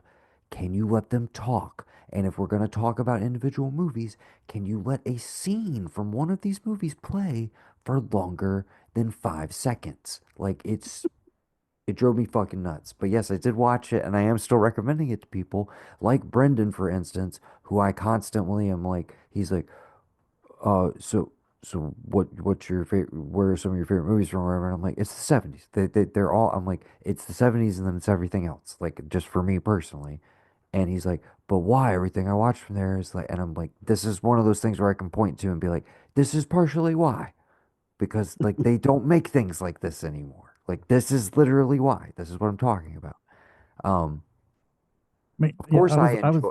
Sorry. I was like that when I rewatched Close Encounters. Mm-hmm. I was like, there was this moment. I'm like, Spielberg, what are you doing? Why are you still on this shot? What are you trying? What this shot? Come on, this is 35 seconds. This is 45. This is a minute. What are you doing? And Uh-huh. then I just realized, oh, I'm really used to modern movies. Yeah. So it felt new That's and fresh again. Yeah, see and I think that's why you've seen this like um I'm still a little suspicious of it as I am of this whole generation couple below me, but I am very encouraged by the like I don't know, the letterboxification of everything over the last like 2 or 3 years. It seems like a lot of younger people are just more interested in movies and going to movies more regularly, which is just good all around for the business. So I'm not here to like hate on it or Yeah. gatekeep or anything like that. But I do have to imagine that's part of the attraction for some of these kids that like it's because they've grown up with like fucking this one thing, this hype, and it's like if you watch it in the same way that like my mom shows me The Exorcist when I'm like 9 and it cracks my brain open. I'm like, what does that do to a fucking kid's brain if you show them, something like that now after they've been on a steady diet of like Marvel movies, kids program, Yeah. Pixar and shit like that, like, or you show them the French Connection or something like that. Like, does it register? Does it like what happens? What happens to their brain? I don't know. I know for a fact because I've been interested in this just in what it's doing as far as like conditioning brain wise. And so like I think Bluey's the closest thing to a new show that he watches, but I've put on older stuff that you and I watched, like the original Transformers and like a couple other Pirates of Dark Water things that's like the animation is slower. And he's actually sitting and engaging with that more. Like just like, okay, this isn't as fast. And now granted, he hasn't seen something super fast and like quick like Gumball or some of these other shows. And so now I'm looking at it like, okay, at some point there's going to be a decision of do we try and you like go with new stuff or do we go with old stuff and just try and thread it as like this is old when I was young and now you're the age I was when I saw it and it's really really old and or do we just like bite the bullet and go with whatever's out there new because it's like I said the other day, it's like it's against the whole world. It's not just against like kids he's going to be in school with. And so eventually that stuff's going to kind of like creep its way in. But I don't feel like I know mom might say differently. I don't feel like we were affected or disillusioned or anything by the things we saw at the ages we saw them at because we very much went to a place of, yeah, but that's a movie. Like somebody got paid to do that. Somebody, Hmm. we didn't go to, oh, I can't believe it. Oh my God, it's so violent. Or like, I'm numb to it. So now I'm gonna like go, be ultra violent. And it's like, no, we looked at it as like, okay, this is art the same way that a painting is, or the same way that a piece of music is. And it's something that they nowadays anybody can do. But when we were growing up, there was still some level of barrier to entry depending on who you were, regardless of the revolution in VHS. Still you couldn't just get everything out there. There wasn't a platform like YouTube or what we have now. So Well, that's the the other three of thing too, is like literally while we're like kids and aren't even aware of it, is when the whole indie revolution is happening. By the time Mhm. we like become aware of it, we're playing catch up on all of Right. the Kevin Smiths, the Tarantinos, the Linklaters, the Rodriguez's. Yeah. I mean, I was a teenager for that stuff. That's like Yeah. I wasn't gonna be I don't want to be a dick, but like Patrick, can you talk to us about that? Because I mean, I say it all the time, but what a fucking time to be alive, dude. Like seriously. Oh, it was like I and at this I was also for the back half of it, I was a theater major, so I was like with like-minded individuals exploring this offset from our focus because our focus was live performance, but a lot similar. Like so many debates about Tarantino with Pulp Fiction. So many experiences where people would gather and watch Reservoir Dogs and Natural Born Killers Hmm. back to back and just spend the next 4 hours going, well, where are movies going? Hmm. Hmm. And it was uh s- I didn't watch Slacker until after I'd seen before before Sunrise. Hmm. Like I wasn't on board for Slacker right away. Like I went through Dazed and Confused for Linkletter. Hmm. I I have a filmmaker that I've already mentioned, Kelly Reichardt, who I do think you would vibe with. Literally, like throw a rock at her filmography and just pick one to start on. But particularly Wendy and Lucy. There's this other guy who I've become like obsessed with over the last couple of years as well. Who, for me, it feels like he's the only person keeping a little bit of that spirit of that era alive. His name is Joel Petrakis. Oh, Patrick's okay. Made a couple different movies. Uh, Buzzard would be essential. Its sequel that was made 10 years later and came out this year is called Vulcanizadora. Uh, so I would recommend both of those, but also he has a movie called Relaxer and a movie called The Alchemist Cookbook. But literally, check those out. Particularly, I would say start with Buzzard. It has the Linklater, Kevin Smith Mm. energy, but with this like real, it's a more modern uh punk sensibility. Okay. I'd be very interested to see how you vibe with it. This guy is like one of my absolute new favorite dudes. I will watch anything he makes. And he tends to work with the lead actor Josh Burge. They collaborate on a lot of these together. Uh, you may, well, no, you wouldn't have seen The Revenant because Leo was in it. It That's also like has the that other thing that turns me off of cinema all the time. I hate when shit flies and hits the camera lens. okay, okay, Like that immediately always takes me out of the moment. yeah, it's a And that's gimmick. prominent Gimmick. in several scenes that I saw clips where I was like, Okay, I was kind of down with that because I like time period stuff like that. And I was just Hmm. like, yeah, okay, I will bite the bullet. And then I saw that. I'm like, I can't deal with that. Yeah, it's a lot of wonders. Yeah. Lot of wonders, a lot of show off filmmaking. Like, let's make this as grueling as possible. Uh, yeah. But it was a great time back then to be in video stores. Just the conversations that you would have with the Friday night crew. Uh, you might not know their names, but you were the same people investigating the same types of movies every Friday night. Johnny, I remember his name.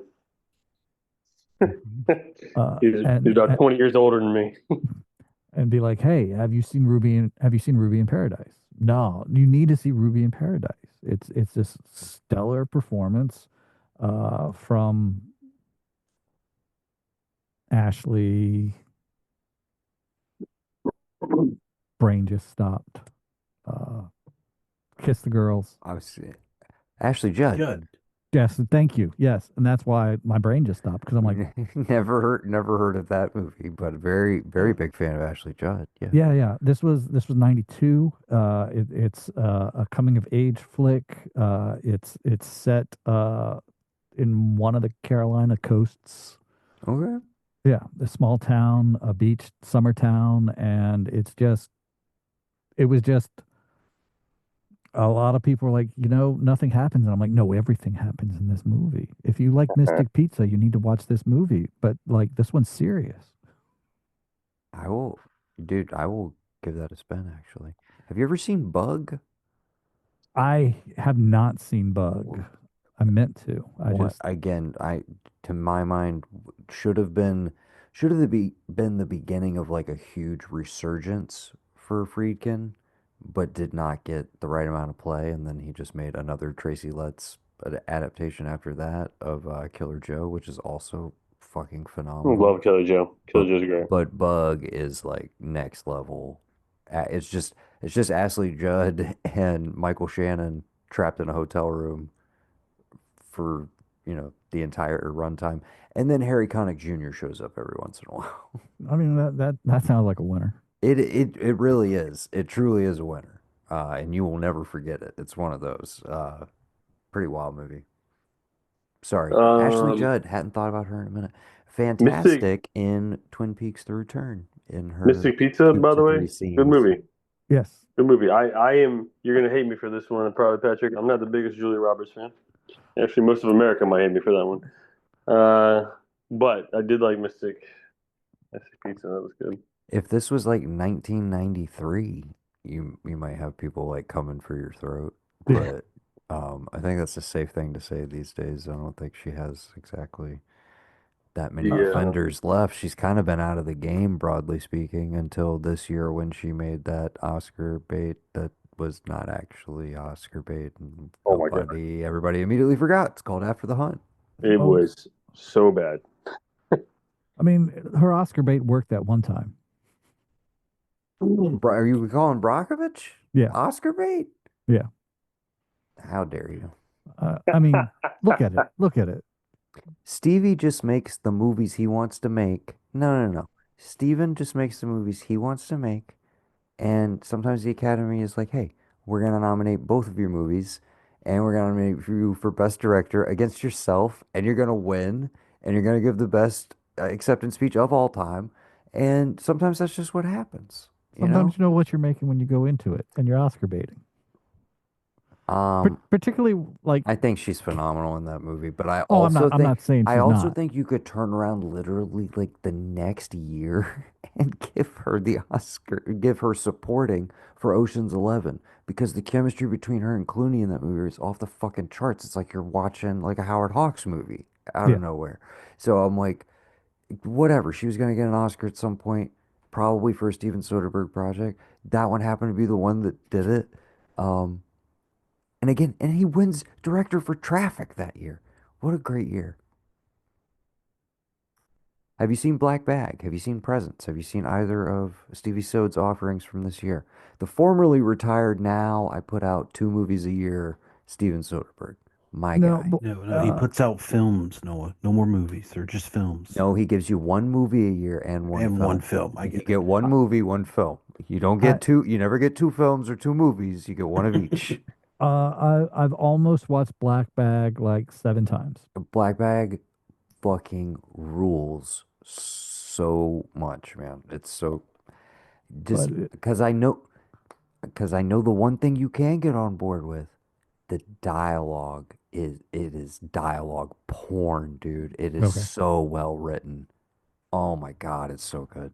You know, because it's always the one where it's like it's pushing 2:30 in the morning. I'm like, man, if I push through, I can watch this next movie, or I can be an actual adult and go to bed.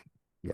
It is a talker and it's a, you know, you want to you want to give it your full attention. Okay. It's not an action-packed spy thriller. It's literally people talking in rooms, but it's thrilling and it's got some of the most like delicious dialogue of the year, man. It was what a good time. It's just fucking movie stars and top-notch actors just crushing a really good screenplay. It was just so satisfying in a we just don't make enough of these anymore kind of Yeah. way, where it's just like this is just rock solid like classic filmmaking that's just, blanket entertaining and satisfying.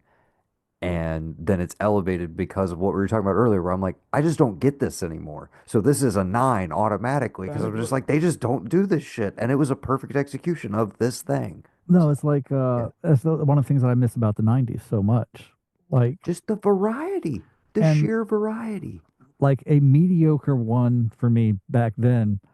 I watched it recently because I don't see movies like it anymore. I'm like, oh, I have to reevaluate this one. This is so much better. I'm like, no, no, the movie's still the same. It's just they don't make them like that. Like the Pelican Brief, it's like mediocre. It's overlong. Hmm. It's way too, dude, all of that's a Grisham, right? Yeah, Yep. All of those Grisham adaptations in the era of like, well, if we're gonna do a bestseller, we better, adapt the entire fucking book. Like, yeah. let's just dump it into a screenplay. Yeah. But I watched. I'm like, oh, this feels so. It's not just nostalgia. It's like I don't get this out of movies anymore. Hmm. So in my mind, it's immediately 100 times better than it ever was, That's and the it's thing not. I also think is kind of breaking people's brains a little bit about the Avatar sequel that's out right now is like James Cameron still comes from a 90s filmmaking mentality where it's like it's 5 act structure. Like it's 5 set pieces and like and you have your lulls in between and like all this different stuff, but it's like nah, dude, the 3 hour runtime makes sense to me the way he has it structured. It does not feel like overly indulgent. It feels like yeah, no, this is a blockbuster. This should be the vibe. I don't Yeah, I'm with you on that. That's great. know.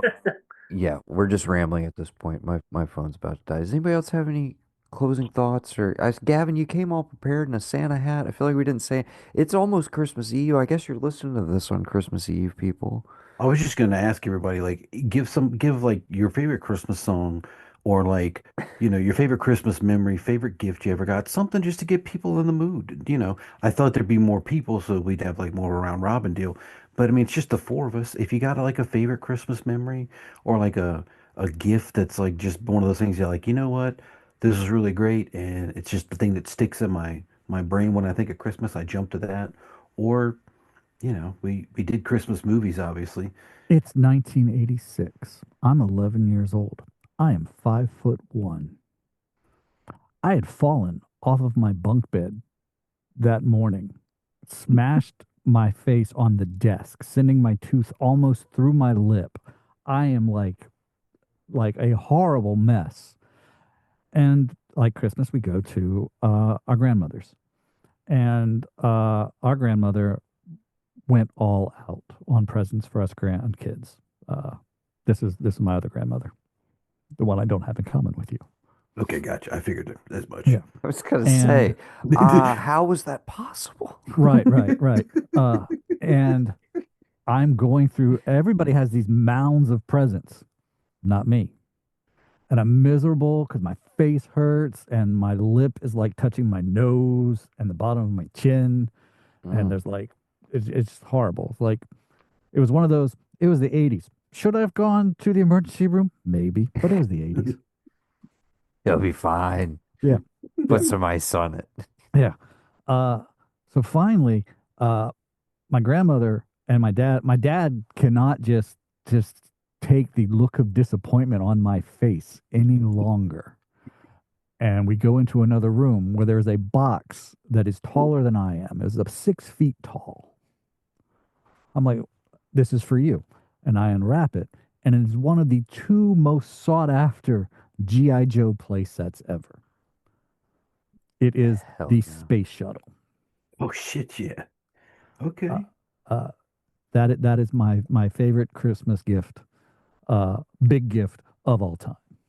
Was this like were we at 3.5 scale yet? Yeah. Or were these still s- okay, word. But like in terms of for collectability, and then what we wanted as kids, you either wanted the aircraft carrier, the flag, or the shuttle and launch bay, the Defiant. Hell yeah. And it was a huge playset. Nice. Very nice. Brendan? Yeah, man, I've spent so many Christmases up in Ohio, and it's just, I mean, I've likened it to Noah a couple times now. If anybody's seen The Bear, season 2, episode 6, uh, and or on a good time, it's definitely like the Feast of Seven Fishes. And the reason I reference that one, it's a movie podcast, TV show podcast. And two, man, there's so much chaos and so much traveling back and forth. Like I can't pick a specific time that was like this stands out to me. Every Christmas was just like survival. Yeah. It was just pure survival. We did Christmas Eve was pretty tame. That was when we would like sit down, have a dinner. Typically, Dad and I would cook. Um, and then Christmas Day was like we go to the Italian side of my family. We've got I don't know 10 plus cousins, and half of those cousins have kids, and we have about 30 plus people in one house with either seven the feast of seven fishes going, or sometimes it would just be like 8 different courses of pastas and antipastas and salads, and the place was just full of food, people running around yelling. Italians, everybody's got to talk over each other, nobody can hear each other. And JP and I just sitting in the corner having a bourbon, being like, "What is going on?" And then we go to the Irish side of the family, which is my dad's side of the family. And by the time we got there, my granddad would be like, "You're behind. You need to take Jameson shots with us." And then we'd start drinking. So like our our, our Christmases were probably not quite as holiday specific as some other people's, but uh, yeah, I genuinely cannot think of any time that stands out where I'm like, yeah, this reminds me of Christmas. Yeah, that's cool. It was chaos reminds me of Christmas. That's what. Yeah, okay. What about you, Noah? What do you got? I mean, obviously, probably Meet Me and Pause. One of those times. If I had to get specific, it's probably when we got the Sega Dreamcast. Yeah. Hooking up and playing House of the Dead 2 and Power Stone.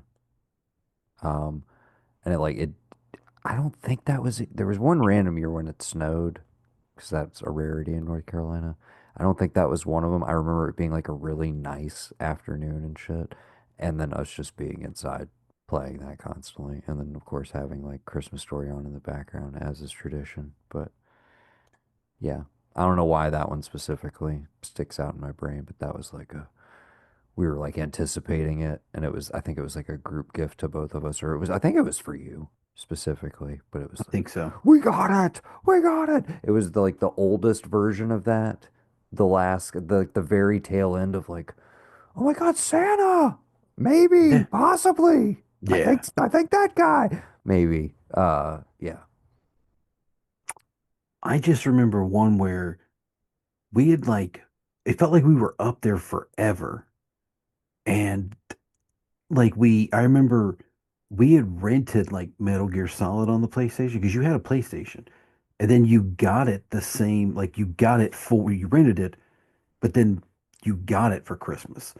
And I'm kind of like, I don't know, they all kind of amalgamate into one. But I remember, and this may be the same year, but it's like the family all went and saw The Grinch together I remember that. Yeah. at Tinseltown. And then like I just remember BJ and Rose like we're going to Lowe's because it was right there.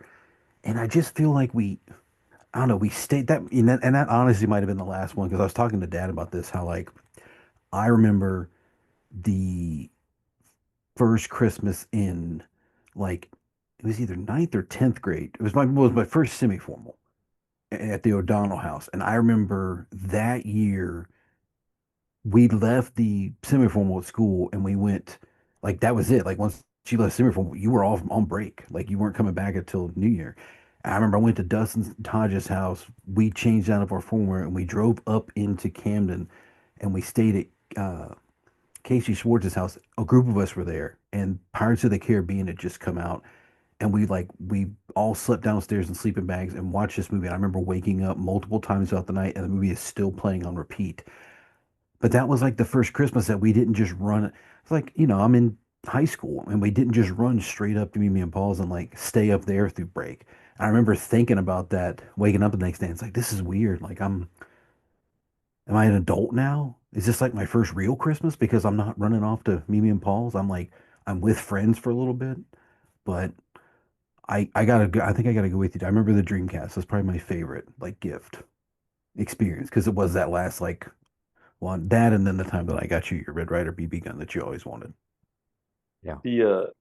I will say now that you said that there is like a specific time period of Christmases that I can remember. GoldenEye was the hotness. Uh, Yes. and so like I remember being in like some of my aunt's basements and all the cousins being down there taking turns. Like the winner stayed and everybody else had to give up their controller. But I do also remember like my cousin Patrick and I were like the youngest of the oldest, and then there's like a gap. There's like a 10-year gap. And so since we were the youngest of the oldest, like my brother and some of our older cousins would be like, all right, y'all have to fight for the controller. And they would like pit us against each other. And we were like, we don't want to fight. And they'd be like, well, you either fight or we're going to fight you. And so then we had to fight each other. And then after we got done, they still didn't give us the controller. I just remember sitting there, yeah, a lot of GoldenEye, a lot of Star Fox. Oh yeah. Yeah, yeah. And then I've got my Christmas tradition coming up. uh, which I left this movie off of my top 25 holiday films because there's no way that anybody would let this slide. It's Scream. Every Christmas night, I watch Scream because in 1996, 4 days after the movie came out, I went to see Scream Christmas night with my best friend. Oh, damn, I didn't know it came out around Christmas. Yes. Yeah. And the thing is, I didn't like horror movies. I know that sounds crazy. I didn't at all like horror movies. They weren't my jam. But I also like talking, and I don't like being left out of conversations when the smart kids and the cool kids talk, and the smart kids and the cool kids are talking about the same thing. And if I'm not involved in the conversation, I get antsy. So all the cool theater kids were talking about slashers. So I'm like, oh fuck, I want to dive in. I rented all the Fridays. Watched at that point there was 9 of them. I watched them all in a day and a half. I rented the Nightmares. I rented the Halloweens. Not number 3 yet. Didn't come on board with that till later. 6 had just come out, and then I'm starting to see the formula. I'm like, okay, I can write about this. I could actually. Why has nobody ever done this before? And then I'm watching the previews coming up, the trailers for Scream. I'm like, this shit looks scary. And Drew Barrymore and I were born in the same year, and I love Drew Barrymore. Sorry, I will always love Drew Barrymore. I'm like, I'm gonna go see this movie. And I had taken notes on all the franchise stuff for horror. When I went back to campus in January, I just threw those notes out because I saw Scream. I'm like, well, he did everything that I wanted to do. Everything that I had been studying and taking notes on for the last 4 months, it's there. I'm late to the game. But that movie changed how I see movies. That's my movie. That's the roller coaster. That's as soon as I got off, I wanted to get back on. Mm-hmm. It is the movie that I have seen the most number of times in the theater. I've seen it 13 times in the theater. Wow. That's wild. I've seen 13 movies this year in theater. Yeah. I saw it in the theater this year. That's what made it 13. And I will, even though I just watched it like 6 weeks ago, I will watch it again in 2 days. I like that. It's my holiday tradition. Nobody else has to do it. I love that movie. It represents a time in my life. It represents a change in my life. It is my Christmas movie, and I don't care. Love that. I got a boogie, guys. All right, bud. Appreciate you Merry joining us. Merry Christmas, Bridges. Merry Christmas. Later, y'all.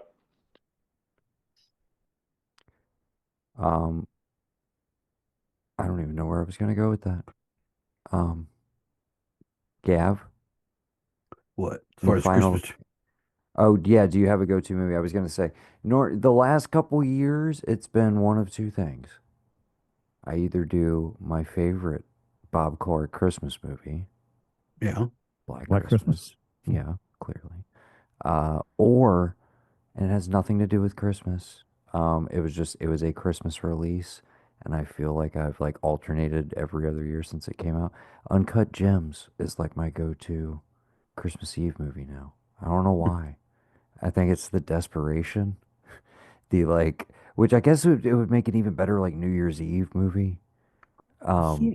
For the just like ticking clock, like holy shit.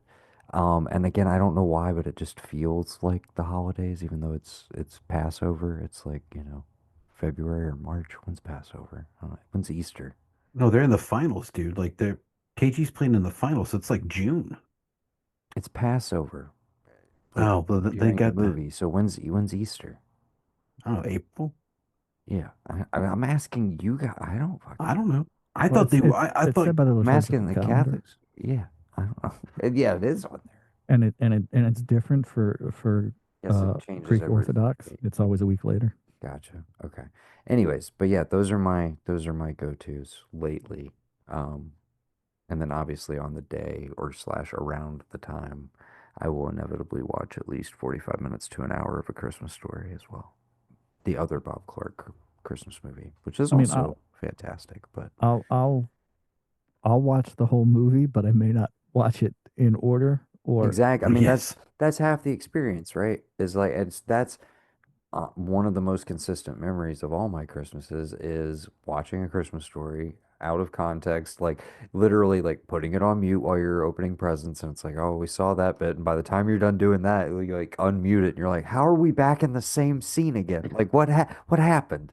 Uh, but yeah, that's the experience of watching that movie. I love it. I don't know if we took pictures. I swear we did. I'll have to find them. But we legit, I found a pink bunny costume at Once Upon a Child last year. So for his first Christmas, because her dad loves that movie. So like we took him Yeah. over there. Yeah. We had him dressed up in it. We like hit him Oh, and like he wasn't walking or anything like that, but he was still playing along with it. It was super big on him, and I thought about trying to pull it out now and be like, "Can you still fit in this?" But I'm like, "No, he's gonna be like busting out of that thing." don't make him do that. I mean, yeah, but like he might think it's fun and just like it'll be just like up on his legs a little bit and like down his arms a little bit. And he might want to run around in it. I'm gonna test it out in the morning and see if he's like down with it. Because if he is, I'm not gonna Give it a tell her about shot. it, and I'm gonna be like, I'm gonna have him when she comes to pick us up. Like, okay, we're gonna go because our plan is we're gonna go to their place and eat, and then we'll be over at mom's, and then so I'm gonna if he can fit it in, I think I might just be like, you know what? One more year, it's gonna look ridiculous, but we're gonna do it because it doesn't have feet like Ralphie's costume, but it's kind of spot on with it. Gotcha. But but yeah, I'm looking forward to like Santa for him. That should be That's fun. gonna be fun. Yeah. Alrighty. Thank you, gentlemen. From myself, Noah Blanchard, uh, my cousin, Patrick J. Blanchard, and my brother, Gavin, and the whole Archivy crew, we would like to wish all of you listeners out there a very Merry Christmas.